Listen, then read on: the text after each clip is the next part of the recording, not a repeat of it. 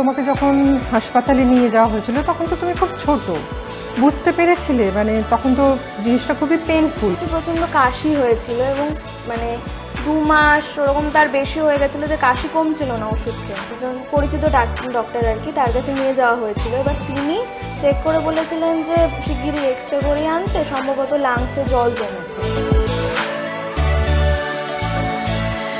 তো সেই পদ্মশ্রী পাওয়ার মুহূর্তটা যখন শুনলেন যে আপনাকে মনোনীত করা হয়েছে, কিরকম লাগছিল? প্রথমে তো আমি বুঝতেই পারিনি, সত্যি কথা বলতে কি পদ্মশ্রী কি জিনিস। কায়াকিং এবং বাঙালি এবং একজন কন্যা, সেটাকে প্রফেশন হিসাবে নেওয়া, এই চিন্তা ভাবনা কোত্থেকে এলো মাথায়? আসলে আমি এটা বাদ দিয়ে আর কিছুই করতে পারবো না, কারণ একটা সময় চাকরিরও চেষ্টা করে দেখেছি, কিন্তু সেটা আমার পক্ষে করা একেবারেই অসম্ভব হয়ে গেছে।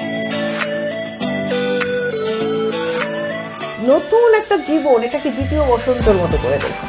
ক্যান্সারকে হারিয়ে উচ্চ মাধ্যমিকে 10ম স্থান, সুত সুতোয় গাথা স্বপ্নের রাষ্ট্রপতি পুরস্কার, গঙ্গার বুক চিরে কায়াকিংয়ের দুর্দান্ত অভিযাত্রা, আর মন ভালো রাখার সহজ মন্ত্র।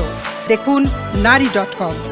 রবিবার 14ই জুন সন্ধে 6টায়, পুনঃপ্রচার সোমবার 15ই জুন সকাল 10টায়। দেখুন শুধুমাত্র ডিডি বাংলায়।